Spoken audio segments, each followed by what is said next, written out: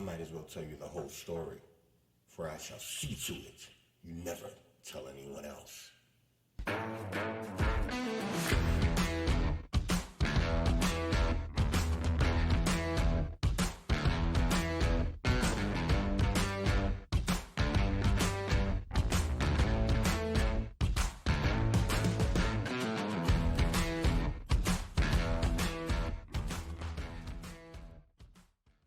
Hello. This is me and my friend Pete, the podcast that explores all things the Amazing Spider-Man.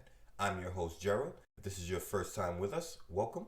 If it isn't, welcome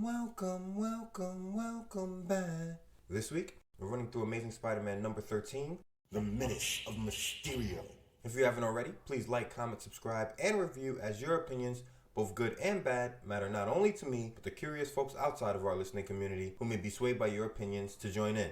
Shout out to the right minders, the big three, the key keepers, and the high council. To you I say I see you, and I thank you for your support. And to you all I say, I hope you still have your black ties from the Suit Up bonus episode, because we've got a couple of Oscar nods at least in this one. We've got Spidey going mad, committing crimes while he sleeps. We've got JJ the Tirader trading tantrums in for trophies. We've got more smoke in the air than a cyph of Uncle Snoop in a forest fire. And we've got action from the Brooklyn Bridge to the moon and back, all crammed in 22 pages. And we've got me. We've got you. We've got, no further ado, we've got the Amazing Spider-Man, lucky number 13, The Menace of Mysterio. Me and my best friend Pete, old adventures, new critiques. He spins webs, I spin yarns, kinda kooky, be forewarned. Look out, it's me and my friend Pete. We've got Smiling Stan Lee writing on this one with art by none other than Swingin' Steve Ditko. And letters by Art, it's in the name, Simic. The cover on this beauty, and it is a beauty to be sure, is paneled. And if there's anything I've learned from our adventure, it's that if we've got panels on the outside, on the inside, we've got all types of greatness. So the panels are split into three. A large panel dominating the page and two smaller rectangles of equal size beneath it. In the large panel, we get the Amazing Spider-Man and Spidey New Roman above the webs as always. It's written in a vivid cerulean blue with Spidey costume red in the shadow of the word Spider-Man and looks amazing on top of the white negative space it's sitting on, no pun intended. Beneath it, we got action. On stage right, we see our hero, the Amazing Spider-Man. His shoulder blades pressed against the black wall. Spidey's back against the wall. He's probably gonna leap. His left leg is bent and he's on the tiptoes of that foot. His right leg is out in front of him and he's on the heel of that foot. He has his left hand raised over his head and his right by his waist. And both hands are spraying the most amazing invention in the whole world. At our newest Spidey villain, Booyaka Booyaka! That's Mysterio. Mysterio has the finest costume in the whole supervillain game, and I love it because we're gonna see it here and he wears it inside. There's no bait and switch for Mysterio. And that's good. He's wearing green full-body spandex, neck to foot, with squarish ornamental gauntlets on his wrist that curve outward into sharp points. The green of his spandex is close to pine needle green, but the green of his gloves on the inside of the book is a little lighter, closer to lime green. His costume looks like it's covered in chainmail. On his head, he has a large bowl helmet, his face shrouded inside. And I mean like a fish bowl, upside down, on his head. A lot of people I know who know Mysterio lock in on the bowl on his head as his defining quality, but to me, it's in his cape. Mysterio is wearing a cape I always assume is cut from the finest suede. And if you're wondering if he's got an ego or not, the cape is a floor-length, lush royal purple with two large clasps front and center holding it in place. The clasps are two light pink diamonds with circles in the middle of both, so that, with how his head is covered, his torso resembles a face. When I first saw this costume as a kid, it horrified me in the best way. Reminded me of those plants with the eyes in them that give everybody trypophobia. You may have heard me mention trypophobia before when I was talking about the spot in the Daredevil bonus episode, Lawyered, here on Me and My Friend Pete. So here is a man who takes great pride in his supervillainy. He'd be higher up on my style list, but just like Mr. Terrific, he's only got the one look. Sidebar. Just read Amazing Spider-Man number 78.BEY, so 78 Beyond, the current issue. And the Daughters of the Dragon are on the cover, and Misty Knight is crushing it as usual. Inside, it only gets better. Check it out if you can. Back to. So Spidey is spraying the most amazing invention in the world at Mysterio, who is shrouded in the sky blue mist. His right hand raised, the spider webs disintegrate before it even reaches him. There's a wisp of smoke cutting across his body from stage right to stage left. It's beautiful to look at. Below this to the left, we see Spidey's webbing still works on someone as a white-haired man in a green suit and red bow tie stands next to an open safe, staring at none other than our hero, who has his back to us, webbing the guy up. The caption box beside it reads, "What's this? Spider-Man turning to crime? You're in for a real shock." I'm not. Spidey would never. The panel on the right, we see Spidey's head in profile. He's in a psychiatrist's office staring at another white-haired man who's standing next to the couch of spilled secrets and trauma, gesturing for Spidey to lay down. The caption box reads, "Ever see a comic mag superhero take his troubles to a psychiatrist? You will now." What is going on? Only one way to find out. Let's get into it. Page 1 opens to the sign of the spider with Spider-Man written just inside its borders as usual. Next to it in red, we have the title, The Menace of Mysterio. Beneath this, we get a scene you'd have to witness yourself to believe. In a room with yellow light falling on the back wall where a painting sits in its frame above a stylized lamp, there are two men here. One, brown hair, JJP colored suit and orange bow tie. The other, white hair, a brown suit and a green tie. JJP is standing next to, on his left, a large floor safe nearly as tall as he is. Brown suit is laying in front of the open safe as yellow banded money falls down on him from a top drawer of the safe. Yellow bands are for $10 bills and each band above $2 is bundled by the 100. So the man has $2,000 raining down on him from the safe. Above the safe is a row of books and JJP's left arm pinned to the wall by webbing. His right hand is pinned too. And his legs, and brown suit, who's covered in webbing, pinning him to the wall and safe, is laying on the floor. In the foreground, we see the Amazing Spider-Man doing the unthinkable. He's fleeing the scene, staring over his shoulder with a large, cliched green money bag with a dollar sign on it. The caption boxes are going wild. In a screen caption surrounded by green, it reads, "Can we believe our eyes? Has the Amazing Spider-Man turned to crime? The editors sincerely feel that this may well be one of the most gripping tales of the year." And in a red box beneath Spider-Man's fleeing left knee, "Before very long, you are about to meet a startlingly different breed of arch-villain. Expect the unexpected when you see Mysterio." we turn the page. Our tale begins with the shocking suddenness of a summer storm as we see. And Spidey is on the move, bursting from the window of a 2-story building, a large green money bag strapped to his left hip as someone from inside, probably JJP, screams that he's been robbed and calls for the police. So we're at the moment just after Spidey's stolen the money from the safe on page 1. We're watching Spidey go full-on thief. Beneath him on the street below, a guy in green points up at Spider-Man screaming he's getting away as a yellow cab turns the corner. Spidey lands on the sheer wall of the building across from the crime scene and clinging to the sheer wall of the office building, scales it towards the roof as the crowd below says it has to be Spider-Man because no one else can climb sheer walls. That's not true. We've seen Electro climb sheer walls just for the record, but he didn't do it in a Spidey costume, so I guess that counts for nothing. Spidey reaches the top of the roof, and all of the shouting from below has led 2 police officers to his position. But we know Spider-Man can handle 2 police officers. He sprays a web net from his left hand, not even bothering to turn to face the 2 beat cops, screaming, "Watchmen! On the roof! Well, this will take care of them!" tangling the police up, before leaping from the rooftop and web swinging away as the cops try desperately to get free of his webbing. Seconds later, hidden by a slow rolling fog which spreads over the city, blotting out the moonlight, the colorful figure drifts silently to the ground, using a hastily improvised parachute made of thin, strong webbing. And the daring young man on the flying trapeze escapes into the beautifully drawn fog, floating easily to the earth. In the final panel, 2 police officers stand staring over the edge saying they never thought they'd say it, but Spider-Man has turned to a life of crime. Put out an APB. Spider-Man's gone too far. We turn the page and you know if Spider-Man's been spotted in the act of stealing, the whole nation is going to be talking about it. If the whole nation's talking about it, you know we're getting a righteous crowd reaction shot. In a long detail panel, we see people out on the streets, speculation on every lip, except Bat Newsy. Bat Newsy's going to done to Mifflin, and if he ain't moving papers today, he screams, "Read all about it! Spider-Man wanted by police!" As a man in a gray suit walks toward him with one finger raised, he'll take one, give him a nickel. Next to Bat Newsy, a man in a JJP suit and blue bowler says it's unbelievable as he talks to his group of friends, but his man in a brown suit, I'm thinking these are the 2 guys Spider-Man robbed on page 1. And brown suit calls Spidey a crummy crook who finally decided to cash in on all his powers. As they debate in the background, in the foreground, we see 2 women, crowd reaction shot legends at this point. I call them Red and Deb. The red-haired woman says Spider-Man was a hero to her children, and this is going to crush them.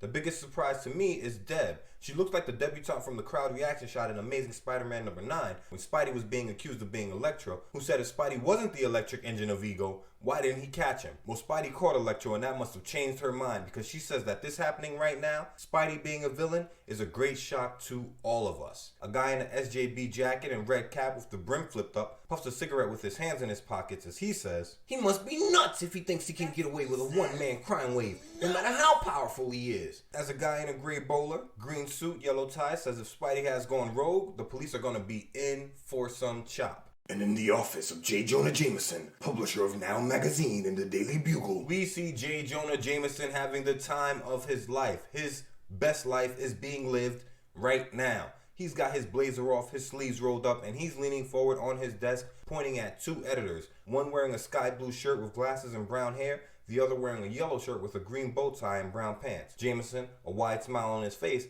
is telling them to find all the old editorials he's ever published on Spider-Man and reprint them so everyone can see how right he is. And the editor in the yellow shirt looks so disappointed. Like the very last thing he wanted to hear was Spidey was a villain and Jameson was right. I hear you guys. While in the foreground, we have none other than Betty Brandt, secretary extraordinaire and the damsel never in distress. She's in a full-sleeve copper blouse, and you know if Betty's worried, there's a hand to her chin as she thinks, I can't believe this of Spider-Man.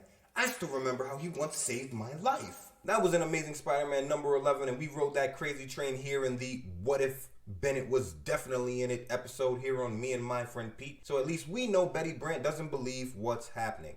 But they aren't the only people wrapped up in that speculation. In the next panel, we see the gang outside of Midtown high school to the world's most fashionable teenagers, and Flash Thompson. A Bruni boy in an SJB sweater and orange tie is scowling as he says Spider-Man's made a fool of all of them. Liz Allen, clutching a newspaper in her hand, wearing her signature red blouse and blonde-haired ponytail, adds that she can't believe they made Spider-Man out to be a hero. Spider-Man saved your life in the museum. He is a hero, lady. He is a hero. Yo, you gotta chill. I'm just saying, everybody's quick to forget. She had a gun to her head. Flash Thompson, standing next to her in a lime green turtleneck, isn't buying any of this. You know things are bad when the Brandt X-Kid is the only person talking sense. Frowning, he says, "Gee, I don't know, Liz. We can't be positive. He may still be innocent." While a final Bruni boy, his head in profile tells Flash Spider-Man is guilty, and he knows it. And finally, we see the Goldenrod Kid himself, Peter Parker, in a goldenrod vest, red tie, and SJB colored pants. He's sitting alone in the classroom, the Star-Spangled Banner hanging from a flagpole on a wall in front of him. As American as apple pie he is, his left hand pressed against his face, he says, "This is impossible. It's insane. I know I didn't commit that crime. And yet, those witnesses, that evidence." We get a shot of Pete straight on in a negative purple space next. Ditko was going for something different with the half-man, half-amazing image in this one because the half of Pete's face wearing the Spidey mask isn't fully covered. The mask stops at his hairline and doesn't cover his eye with the giant mirrored lenses as usual. But hey, nothing wrong with experimenting. Always be pushing yourself. Anyway, sitting in this negative space, Pete says it couldn't have been an imposter because no one else can do whatever a Spidey can like him. In the final panel, Pete has a revelation as he stares into the empty space in shock. He says the only other answer, too awful to think about, is that he's suffering from split personality disorder and maybe he committed the crime in his sleep without knowing, like Dr. Jekyll and Mr. Hyde. Dr. Liability and Mr. Rod may definitely be in the building. He gets home and heads into the kitchen to help May clean the dishes to open page 4, but his thoughts are stuck on this new idea and he drops a plate as May, wearing a full-length green dress, glances at him over her shoulder wearing a stern expression. Pete apologizes as the plate crashes to the floor, saying it's the second he's broken today. And I know May is thinking plates don't grow on trees from her expression, but she never loses her cool. She asks if anything's wrong because Pete doesn't seem himself. She asks if Pete's worried about their money troubles and says they're going to find a way to make it through, no matter the mortgage, and that he doesn't have to worry about it. Pete, cleaning up the plate, says maybe he's been studying too hard. And May thinks, the poor dear, I worry about him so. He's not as rough and thick-skinned as most other boys. He's sensitive, and he worries more than he'll admit. Aunt May is correct. Peter Parker is worried about something she'd never suspect. And we see the Goldenrod Kid looking terrorized as he lays in bed, surrounded by the evening darkness. A shadow from the window creating a black strip running across his eyes as he stares at the ceiling, refusing to blink. He thinks, I never thought this would happen to me. I'm afraid to shut my eyes. to go to sleep. But you already know whenever you're fighting your sleep, you'll be snoring in seconds, and Pete is no different. He's awoken by the radio at his bedside the next morning. Bulletin. Spider-Man has struck again during the night. Staring at the radio in the finest hot pink silk pajamas, he screams, "Oh no!" and decides he needs to figure this out. He hops out of bed and pulls his Spidey costume on immediately, saying there's only one way to find out if he's going crazy or not. And so, a short time later, in the office of a nearby psychiatrist. Spidey's clinging to the sheer wall of a psychiatrist's office beside the man's PhD, and we see the doctor in the foreground. He's in a brown three-piece suit, green tie, and is sporting a black comb-over and thick black mustache, holding a manila folder in his hand. Spidey says, "Don't be alarmed, Doc. I just want to know one thing. Can a person do something in his sleep that he'd never do awake?" And the doctor, more concerned with his own celebrity, thinks to himself, Spider-Man, if I can make a patient out of him, I'll make medical history. Imagine a mysterious superhero who's a mental case. before pointing to his couch in the final panel and saying he thinks he can help. Spidey just needs to lay down on his couch and let the man probe his unconscious. And Spidey says cool, but no funny business. The doctor says just get comfortable and relax to open page 5. Spidey says he appreciates the help and is about to approach the couch before his neuroses kicks in right away. He thinks, "Oh no, what a mistake I almost made. If I just relax and say whatever I think of, I'm liable to give away my secret identity. I don't dare." And Spidey may be right. Psychiatry tends to work best if a person can be open and honest through the process. And as a superhero, how could he ever? Just one person knowing his secrets could be dangerous. Octopus doesn't even know Spidey's secret identity, but still guessed enough to snatch up Betty Brandt last issue, knowing Spidey was connected to her in some way. So Spidey's got to be careful. He leaps onto the windowsill and after apologizing for wasting the doctor's time, tells the doctor that he's changed his mind and he'll have to find another solution. The psychiatrist, waving both hands to stop our hero, screams for Spidey to stay, saying that he's the type of patient psychiatrists dream of. So Spidey's trepidation was spot on. He went there to get better, and the doctor's talking about Spidey being the type of case doctors dream of. Another example of one person trying to treat another as a means instead of an end unto themselves. Disrespecting Kant. You can find my rant on this in further detail in the Golden Liability, Always Another Day episode here on Me and My Friend Pete. Or read the amazing story yourself in The Amazing Spider-Man number 5. A psychiatrist should know better, but he's only human, and luckily for Spidey in this instance, he's making the right call. I believe most people can benefit from the self-exploration of psychiatry, but I think it's just as important to find someone who won't exploit your openness for their own ends. Back to A short time later, at the offices of the Daily Bugle, we see the Goldenrod Kid, SJB suit, red pinstripe tie, walking into the Daily Bugle office fresh to death as he's greeted by none other than Betty Brandt. She's wearing a pink blouse with gold clasp on the shoulders, her bob haircut flawless as usual, and she's holding a manila folder in her hand. She says Pete looks dejected and asks what's wrong, and Pete says he's okay. Betty presses the issue. She says he's probably worried because he hasn't sold a photo in a while and that he should find another line of work, and Pete snaps. He says, "Lay off, will you, Betty? I'm in no mood to be preached to. You're always saying that it's too dangerous to try to take exclusive crime photos. I don't tell you how to live your life. Don't butt into mine." And Betty's taken aback. Her hand is already racing towards her chin as she says Pete's never spoken to her like this. And I'm going to go ahead and throw a flag on Pete. The call. Hypocrisy. Turnabout fair play. 10-yard penalty. Still first down. Pete went on a whole rant about how Betty can't really care about him if she doesn't confide in him in ASM number 10. That's BCC Dr. C.K. Connors, How to Plan here on Me and My Friend Pete. I know he's worried that if Betty ever knows he's Spider-Man, she'll leave him, but he doesn't have a right to tell her to butt out when he's not being completely honest. Back to. He enters JJ's corner office next, and we see JJ is living his best life. The time of his life is being had in this office. The only thing that's missing is confetti and champagne, and I'm sure it'll be somewhere down the line for the man. There are letters scattered all over his desk. He's holding 2 in his hands and cheesing through the cigar clenched in his teeth. He says the letters and telegrams have been pouring in all morning about how right he was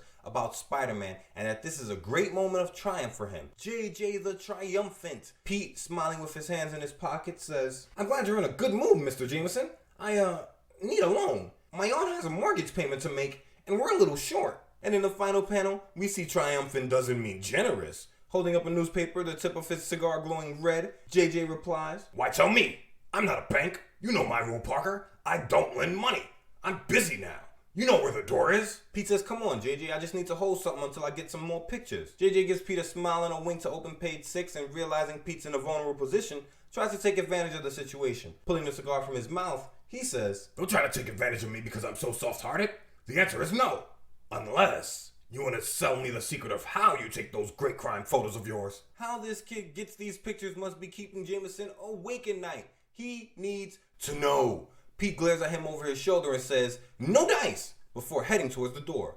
Good for Pete. Being down doesn't mean you're out, and never let a person try to milk your greatest assets when you're at your bottom. Know your worth, you know? You're always worth something. A broken clock is right at least 2 times a day, and even a garbage gets a steak. Shout out to Hov. Back 2. JJ's smile vanishes, and he says he knows Pete's got a special camera. While Pete, walking out of the office, says, "Thanks for nothing," thinking it'd blow JJ's mind to know the young savant has created a camera mount in his belt. Finally. Pete's getting suited and booted on top of a rooftop in the next panel. He only needs to put on his mask and gloves. He says he knows he shouldn't risk web slinging with the whole city hunting for him, but Aunt May needs that mortgage money, and you can't make the donuts on dimes. He's got to do it. He swings down to the street below in the next panel, but before his feet even touch the floor, he's spotted by a brown-suited man who screams, "Look!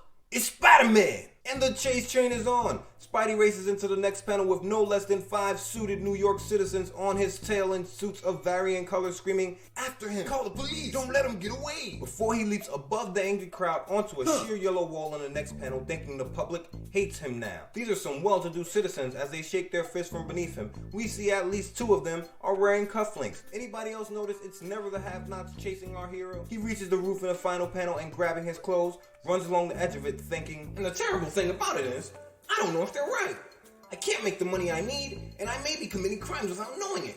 Boy, life sure is a bowl of cherries." A bowl of cherries indeed. It's an expression that means life's great, but usually said by a person when their life isn't. There's a great song written by Brown, Lou, and Henderson Ray called, you guessed it, "Life is Just a Bowl of Cherries," originally performed by the legendary Judy Garland. That explains it beautifully. Shout out through the ether to them all. Back 2. The next day, on the way to high school, The Goldenrod Kid, SJB suit, pinstripe, goldenrod vest, black tie, hands in pocket, as usual, is walking towards the high school as Liz Allen in a copper sequin vest and brown skirt races up to him. Pete's thinking that he doesn't know what to worry about first, getting the donuts for the mortgage, or if he really is a sleepwalking criminal. And Liz shouts for him to wait for her. He turns into the next panel where Liz is dominating, showing off her new bob haircut. Liz says she's been wanting to show Pete her new hairdo and ask if he likes it, and Pete says sure, it's nice, but he thinks, of all times to have to talk about a gal's hair. All I know is Betty wears it best. They walk with each other towards school as Pete thinks, "What nutty timing.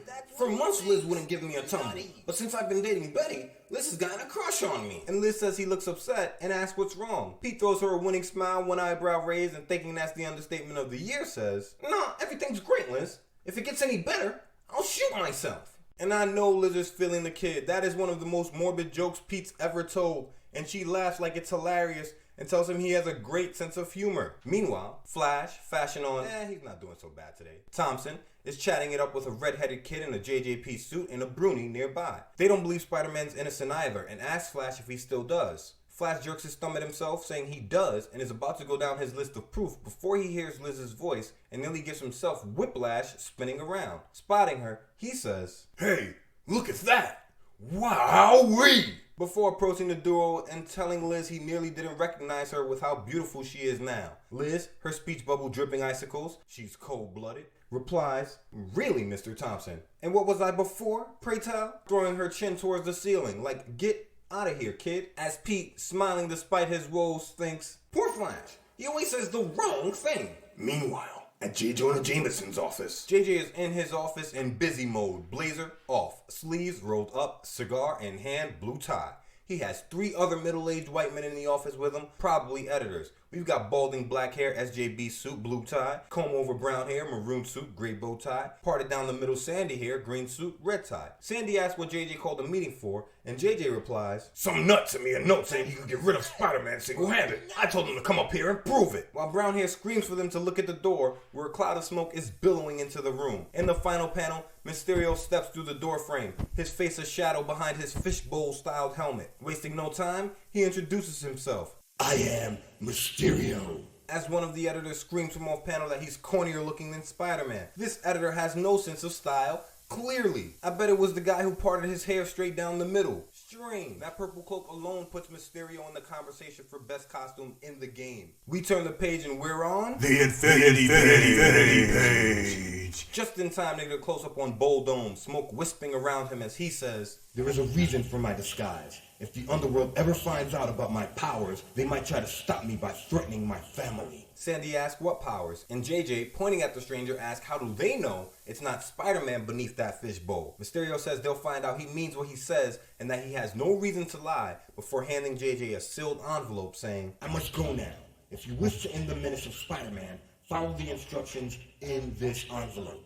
Engulfed in his cloud of smoke, he tells him that Spider-Man has great powers, but his are greater still, before vanishing on the spot. An editor screams his confusion from off panel in the next panel as the smoke dissipates and Jameson tells him to be quiet so he can see what the letter says. Rude. I know. JJ holds the note in his hand and it says, Print a notice in the Daily Bugle saying, if Spider-Man wants to learn the truth about himself, he should meet Mysterio atop the Brooklyn Bridge. One of JJ's editors, chancing a sentence, says he doesn't get it, but Mysterio wouldn't have gone to all this trouble if it didn't make sense before the note vanishes in a puff of smoke in the next panel. From off panel, someone says that if Spidey can be beaten, this Mysterio is the guy to do it. But why? Nobody's even seen if Mysterio has a hands team, and he's already saying he's the guy to beat Spidey. The man with the one rule, special teams, all hands. In the final panel, Jameson stares right at us, smiling, cigar clenched in his teeth, as he says, Well, we've got nothing to lose. I'll print that notice, and if it means the end of Spider-Man, I'll become a hero to the people of this city. Balding black hair co-signs behind him, smiling with his eyes closed, saying, That's right, JJ.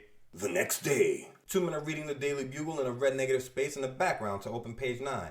The guy holding the paper, sporting a lavender blazer, asks his friend who's wearing a beautiful yellow fedora if he's seen the Bugle today and wonders aloud who Mysterio is. And Yellow Fedora's talking sense. Toothpick in his mouth. He's no fan. He says anyone with such a corny name has to be phony. While in the foreground, Pete, reading a paper himself, thinks, this may be the chance I've been looking for. Maybe Mysterio knows what's behind the Spider-Man crime wave. I've got to meet him. And Spidey is suited and booted in the next panel. No problem, gripping a web line with two hands high above the city as he races towards the Brooklyn Bridge. Fun facts about the Brooklyn Bridge, according to History.com. It was nicknamed the eighth wonder of the world upon its completion on May 24th, 1883. It was one of the first suspension bridges on Earth and the longest bridge on the planet when it was finished. A modern marvel to be sure, but not without its problems. No less than 25 people died constructing the bridge, with high-end estimates at 40, and that's including its designer, John Roebling. Most people died from the bends, a condition where nitrogen in a person's blood begins boiling when ascending from great depths too quickly. I've added a link to the article in the Patreon show notes. Back to Spidey says he hopes this whole thing isn't a gag, before landing on a suspension cable and scaling it easily, his arms out of his sides for balance. He says he's got to be careful in case it's a trap, but no one's around. Reaching the top of the bridge's iconic arch, smoke begins billowing at the other end of the thin platform. And then, suddenly, unexpectedly, a figure appears. Mysterio appears in the smoke, covered from the waist down, in smoke as usual, and he's not a man of small talk, Bowhead. He says, I am Mysterio.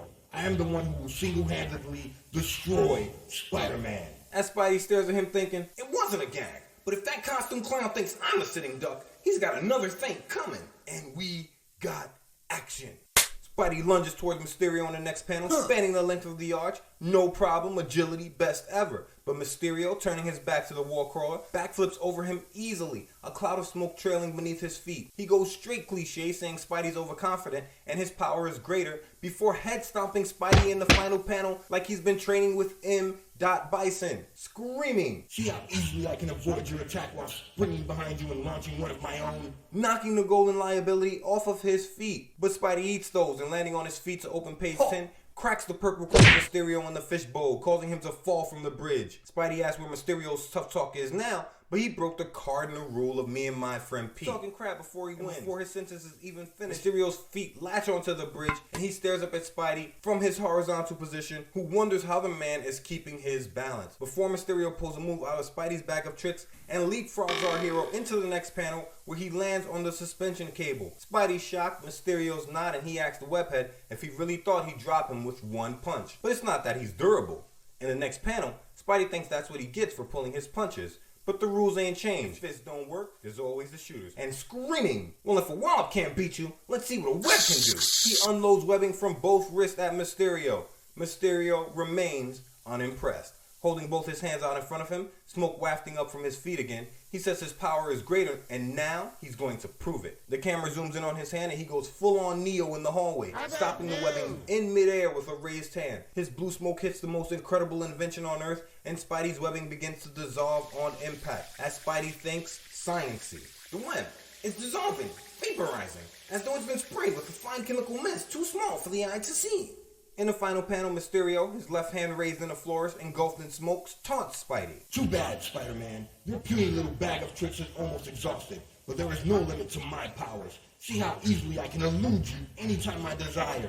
He said Spidey's bag of tricks is almost empty, and he doesn't even know Spidey's got 2 tricks in his bag. I call them lefty and righty. They're his fists, and he swings them because he's got them. His Spidey sense ablaze, he rushes headlong into the smoke surrounding Mysterio to open page 11, thinking the bow-headed man of mystery has just made his first mistake. Spidey doesn't need his eyes to do battle. He's going to go into this cloud of smoke, close them, and go CQC. But once inside the thick, billowy mist. But Spidey's in trouble. His spider sense is tingling, but he realizes something is jamming it up. Engulfed in smoke in the next panel, he thinks he can't give up and starts swinging wildly, hoping that he can land a lucky punch. But if you know Spidey, you know he doesn't have great luck. Only great skill and greater responsibility. Neither save him now, as Mysterio cracks his head back with a phantom punch. Spidey takes another blind swing, and this is page 11, panel 5. If you see the punch Spidey threw, Mysterio's head would have come clean off if Spidey connected, meaning Spidey has thrown caution to the wind, but Spidey doesn't connect. He thinks, he's got to be near me somewhere. I'll keep swinging. He planned every detail of this fight, even finding a way to jam my spider sense. Before Mysterio lets loose a barrage of fists in the next 3 panels, Spidey can take a punch, but unguarded, he's a sitting duck, and Mysterio unloads a barrage of fists for the next 3 panels. Just special teaming the old webhead who thinks his head jerked back in the final panel that Mysterio does seem to have powers as great as his. Spidey still fearless though, and he dives backwards away from the smoke off of the Brooklyn Bridge towards the East River below to open page 12, thinking he can't take any further punishment. Then, as Spider-Man hits the water below, the dramatic figure of Mysterio appears once again through the billowing mist. Mysterio, standing in his smoke cloud, staring down at Spidey, says, as so many others have before, that if Spidey can't stop him, nothing can. While he's gloating from the top of the Brooklyn Bridge, a helicopter arrives on scene, and from inside the chopper, a dispatch comes through. Spider-Man has been defeated by Mysterio. We are proceeding with Operation Pickup. The police sure show up fast when Spidey's the villain. They circle above our hero in the whirly bird as Spidey, spotting the chopper, spins a helmet to trap air and dives beneath the surface of the water. Spidey climbs out of the East River onto a pier a few minutes later thinking, well, one thing is certain. A defeat like this will sure keep me from ever getting too conceited. A little humility keeps the best ever on the right side of justice. I believe it, and I respect that self-awareness. In the final panel, we see Pete, his mask removed, sitting on his bed, and he's thinking the day wasn't a total loss because he's learned the answers to something that's been bothering him. Pages 9 through 12, whew, BEA, beautiful storytelling visuals from the swingiest Steve Ditko. Page 13 opens to a sickening parade of honor being thrown for Mysterio. Standing in the back of a cherry red drop top with yellow trim, he holds his hands up triumphantly as the car drives down the most expensive avenue on Earth, 5th Avenue. Not to be confused with 4th Avenue or 6th Avenue, just 5th Avenue. On both sides of the crossway, we see hordes of people carrying signs and cheering. One person screams Mysterio deserves this parade because there's finally someone who can beat Spider-Man. A person on the opposite side of the street screams, hooray for Mysterio! Spider-Man won't dare pull any more crimes in this city now! And again, you know the world's topsy-turvy if only the Brandt X-Kid is talking sense. We see Flash Thompson standing in a crowd with a red-haired kid standing next to him stage right, and none other than Peter Parker on stage left. Red asks Flash if he still thinks Spider-Man's so great, and Flash replies, holding his hand up to wave away the kid's comment, without hesitation, Darn right I do. Mysterio's just a big publicity hound. If you ask me, my dough is still on Spider-Man. Pete, enjoying this moment, says, you know something, Flash? You're not as dumb as you look. In fact, you're okay, fella. And Flash snaps, jabbing a finger in the Goldenrod kid's face. He says he doesn't need Pewdie Parker to co-sign anything he says, and adds that while they're talking, Pete needs to stay away from Liz because she's his girlfriend. And Pete's unbothered, of course. He says that's no problem, that Flash can have her, but reminds Flash that Liz doesn't seem to think they're dating. A short time later, at the office of J. Jonah Jameson, JJ, surrounded by staff, has none other than Mysterio beside him as Pete looks on behind the bull-headed savior. Mysterio's a tall guy. Spidey's always crouching when he's fighting, so it was hard to notice. I grabbed my handy-dandy Marvel Encyclopedia for exact stats, and the man's only billed at 5'11". Pete's 5'10", so Mysterio may just be heightening because he's at least 6 feet 4 inches here. JJ introduces Mysterio as the man who beat Spider-Man and calls him a real crime fighter who's not afraid to meet people and be interviewed. Translation, he does what I want him to. And being fair, JJ never gave Spider-Man that chance. If you recall, way back in Amazing Fantasy, when Spidey was becoming the sensation of the nation, the Daily Bugle ran a headline demanding to know who Spider-Man was. If that wasn't enough, JJ doubled down in ASM number 1, calling Spider-Man a menace without once trying to interview Spidey. And I know why. JJ's cheap. Spidey was making Boku donuts for his appearances and JJ didn't want to pay that appearance fee. JJ will toss around some dimes, but he's never trying to part with the donuts. Plus, we've all heard the man admit he doesn't feel like he measures up to the webhead after the Golden Liability dropped Electro in ASM number 9. So this whole scene is one giant charade. Somebody swimming down the Nile. I think it's JJ. And he continues in the next panel. Smiling, he says once Mysterio's defeated Spider-Man, he's agreed to reveal his identity to the world and give the Daily Bugle the scoop before asking Mysterio to confirm, who says, Right, just so long as you remember the money you promised me. We all know Mysterio's getting less than half of whatever Jameson's agreed to pay. In the final panel, JJ, still cheesing, claps a hand on Pete's back and introduces the Goldenrod Kid to Mysterio, saying, don't let the kid's age fool him. He's the Daily Bugle's finest photographer, and he'll be the one to take pictures of the next fight between Mysterio and Spider-Man. Pete shakes the man's hand, staring up into Mysterio's fishbowl of a face, as he says he's going to do his best not to let either man down. But, unnoticed by anyone in the room, Parker's left hand contains a small electronically treated spider pen. And we get a close-up on Pete's hand as he palms a small red spider, his newly minted Spidey tracer. As the caption boxes tell us, he first used his device in ASM number 11 on Doc Ock's getaway car. Pete does a little sleight of hand. While nobody's looking, he pins the tracer on Electro's purple suede cloak, ruining the suede in that area. But a Spidey's gotta do what a Spidey's gotta do, and something's not right about this purple cloaked Mysterio. And smiling to himself with Ditko's experimental Spidey Pete face on display, thinks Mysterio's more than meets the eye, and he's just a cat to figure out what. Did Spidey inspire the Transformers tagline? I can't be deconvinced. Pete leaves Jameson's office, all smiles at his trickery, and Betty, in a pink dress, notices right away. She asks if Pete's celebrating Spidey's defeat as well, and Pete says not exactly. Hunched over, he races out of the office, screaming over his shoulder that he's not sure Spidey's been beat yet. Betty, hand to nervous chin level on collarbone right now, thinks to herself, he's never been so anxious to leave me before. Can he have met another girl? I've noticed a pretty blonde with him occasionally, before chastising herself for sounding jealous. Betty knows the relationship she's in. Her partner tried to lay hands on Dr. Octopus for her. I imagine that instills a lot of trust. All you lovers out there, be brave when it's crunch time for your significant other, and you get the benefit of the doubt. You earned it. Back in JJ's office, Mysterio raises a right hand saying farewell before vanishing in a puff of smoke. Balding, today wearing a green bow tie, wonders how Mysterio does that, and JJ, already turned away from the scene puffing his cigar, says, who cares? Adding that the only important thing is, Mysterio is finna put a beating on Spidey. JJ says he feels like celebrating. And I give the man credit for his consistency. He's not impressed by any human being with superpowers. His son is an astronaut for upstairs sakes. These people probably got their powers from something crazy like being bit by a spider. Jameson became a paper magnate off the sweat of his brow. And still, he remains unimpressed.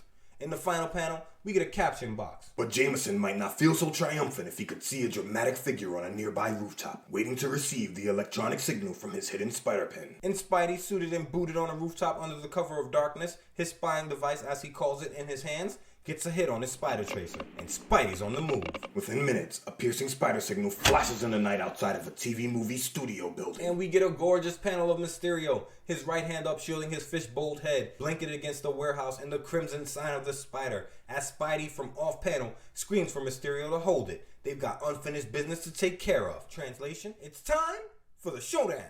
And we got action. Mysterio, initially caught off guard, regroups immediately in the next panel and in seconds is covered once more in his signature cloud blue smoke. Spidey dropping down in front of him asks if Mysterio really thought Spidey would let him choose their next fight. Mysterio replies, Bah!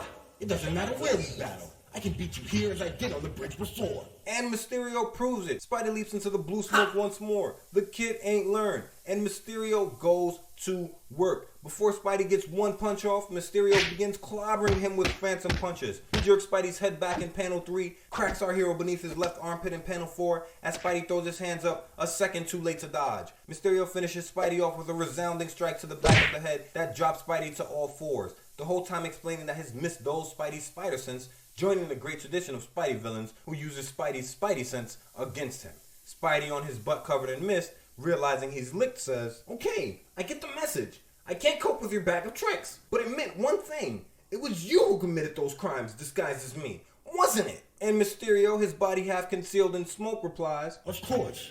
Only I have the genius to imitate, in fact, to improve upon your own powers. In the final panel, his bold head and suede cape drawn into the caption box, he starts monologuing. He says, I might as well tell you the whole story, for I shall see to it that you never tell anyone else. I used to be a movie stuntman, and then I became a special effects man for TV movies. I designed all sorts of costumes and props. Then I got the idea of imitating you.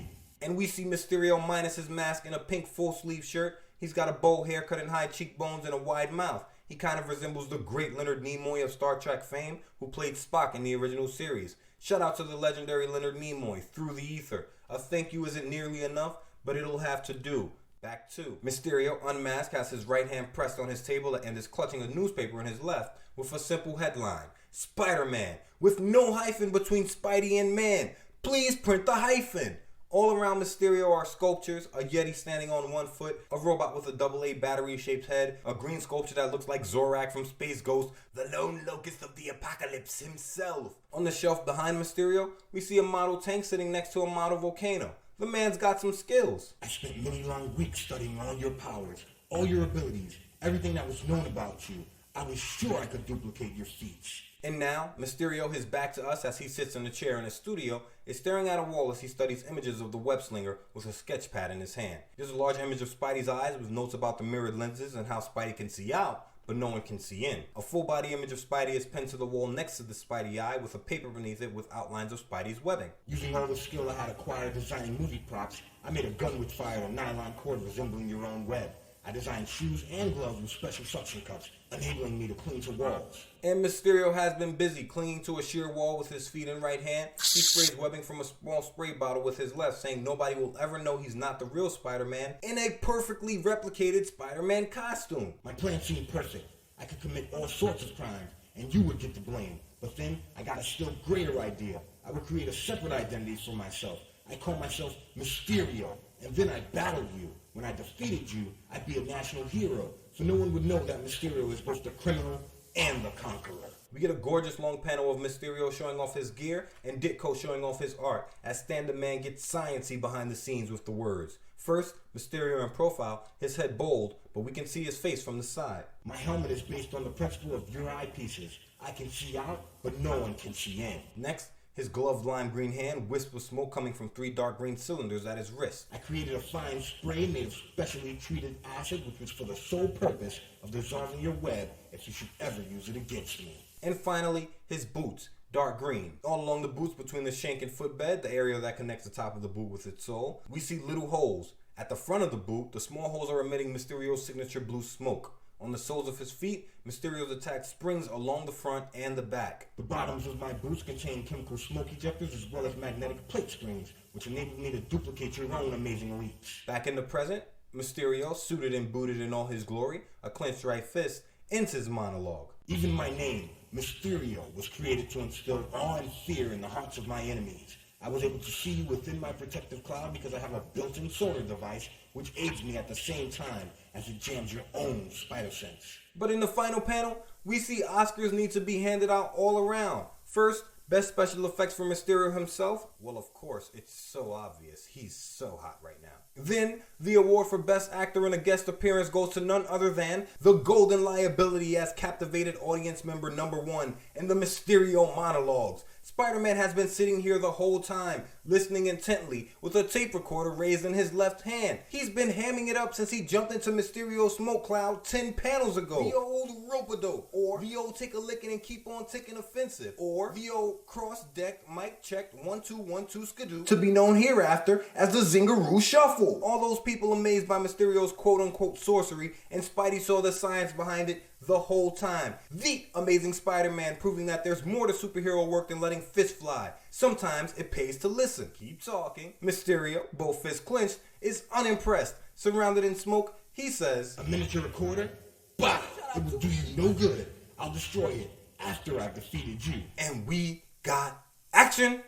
Spidey, agility on best ever, backflips out of Mysterio's smoke cloud to open page 17, screaming, "Not this time, Mysterio! Remember one thing, your power is artificial, but mine is natural." Before speeding around the cloud of smoke and into the next panel thinking he has to circle around the mist to find Mysterio and screaming he'll bet on his powers any day of the week, plants his feet and starts swinging wildly into the cloud of smoke thinking he can't lose his advantage and that Mysterio has to be nearby. Before he connects in the most beautiful panel I've seen so far on our journey aboard this crazy train. I'm posting this up on the Patreon page because me just describing it does little justice. Try, find my brush please. In a long, horizontal panel, Spidey, facing us, half his face in Mysterio's smoke as it fills the space between them, has thrown a wicked right hammer cross into the cloud and connected with Mysterio, who is flying out of the other side beneath a large red sound effect of wham! Spidey's hit this man so hard that he's flown through the smoke he's created. Both arms bent back like he's impersonating a bird, and he believes he can fly, I'm sure. I'm gonna go ahead and hand the brush back to the GOAT Spidey artist and let him get back to work. Then, as Mysterio goes sliding along the floor into the next door studio, and Mysterio hits the floor and tumbles end over end into the final panel past the red-shirted director, who screams quiet on the set before having to bound out of the way as Mysterio skids to a stop in front of a camera dolly. The cameraman, his orange cap flipped backwards so he can get right up to the lens, swivels the camera from the deep space astronaut film they're shooting in the background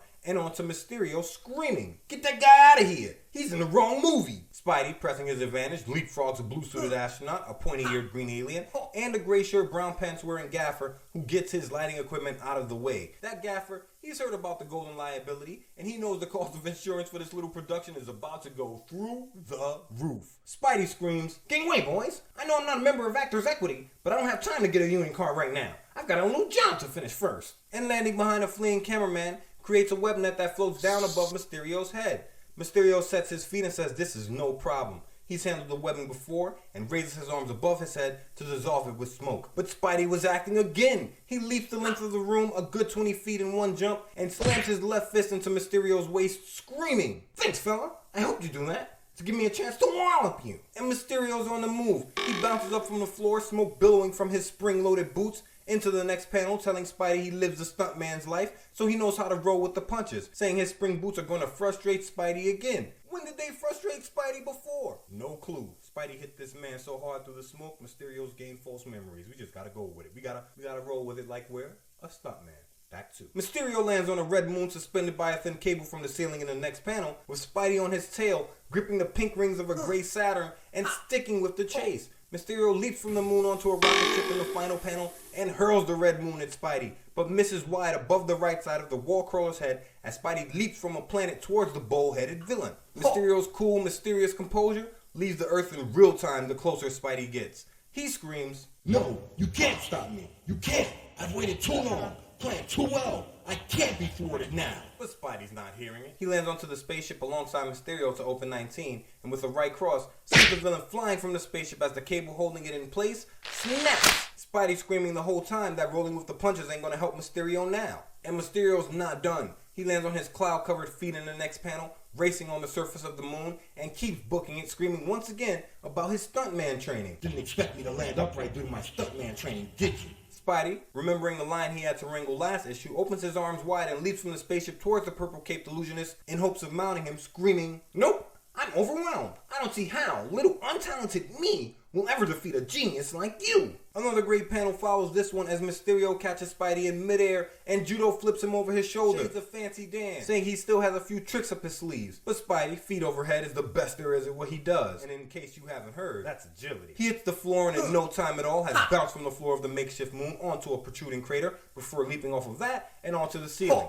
dodging Mysterio, who's picked up a light stand to attack with. Spidey moved so fast, Mysterio barely had a chance to lift the lighting before he's lost sight of the webhead, who is now backflipping above the set background, illuminated with stars, and threw the wood paneling behind it into the next panel, bursting through the stars with both arms wide towards a startled Mysterio, screaming, "You picked on the wrong guy when you tried to frame me, Mysterio. You should have found some easy victim, like the Human Torch, for instance." Clearly, Spidey and Torchy have some unresolved issues, but I hope Mysterio doesn't take that advice. The Torch will turn that man's life upside down in single combat. I've seen his skills. In the final panel, the hits just keep on coming as Spidey connects with another right. Mysterio's got no defense, and he flies upside down past the alien and astronaut Spidey knocked him past when the fight first started. Spidey's butt kicking has literally come full circle. A guy in an orange shirt screams, "Don't just stand there! Somebody help Mysterio! Spider-Man's turned bad!" As the alien, dodging the smoke pouring from Mysterio's boot as he flies past him upside down, says, "So you help Mysterio. I'm getting out of here. Well, I still can." And he's absolutely right. You want somebody to help? You be that somebody. Don't ask people to face a danger you won't. Either get it in or get out of there. That's the rule. I didn't make that rule. But there it is. On 20, Spidey's left the room again, and people scattering and running all around him, he tackles Mysterio around the waist.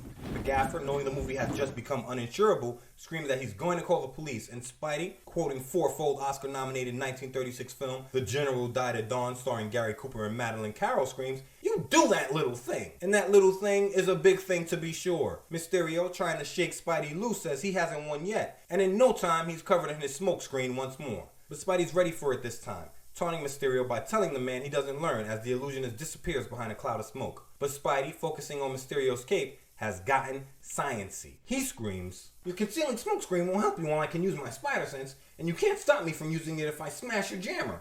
Like this!"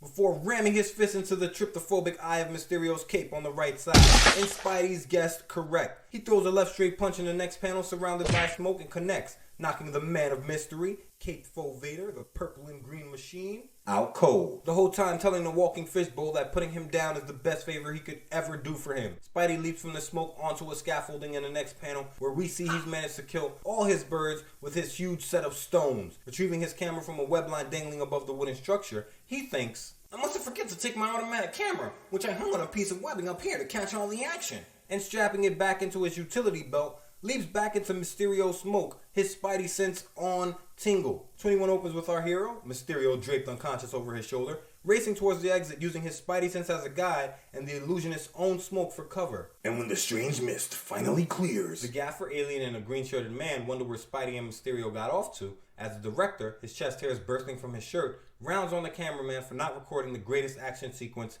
ever seen. And the cameraman gives him a solid reply. He says he doesn't know if they were in the Union or members of the cast, so he didn't record. and a few minutes later, at police headquarters, And we see JJ, cigar in mouth, brown blazer on his back, a green bowler on his head, stroll into a police station where the chief of police is standing stage right of an unmasked Mysterio, who's sitting with an orange-haired police officer who's taking Mysterio's statement. Jameson says he heard Mysterio was here and asks the police chief what happened. And the police chief replies, It's incredible, Mr. Jameson. Spider-Man brought him in, and we have a full confession on tape from Mysterio's own lips. He's the criminal we've been seeking. Spider-Man is innocent. as a red-haired police officer enters the room saying the police are rounding up all the stolen loot now. Jameson loses it. He's skinning his teeth in the next panel, his right hand over his right eye, his left closed, his head thrown back at the ceiling as he says, Mysterio is guilty.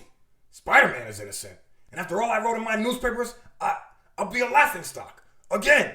Oh no! and that's what happens when you don't bet on the spider. then, when Jameson returns to his office, Jameson, his bowler in his left hand, his shoulders hunched, a cigarette in his mouth, walks past Betty Brandt's desk telling her to cancel his appointments and send down for a big bottle of aspirin. Betty, in a fiery red blouse, replies, "Yes, sir. Peter Parker was just in. He left some photos for you." But Jameson's nonplussed. He walks into his office saying, A lot of good photos can do me now. Ow. Huh? What are those? but rifling through the photos on his desktop, he screams, Fight scenes. Spider-Man and Mysterio.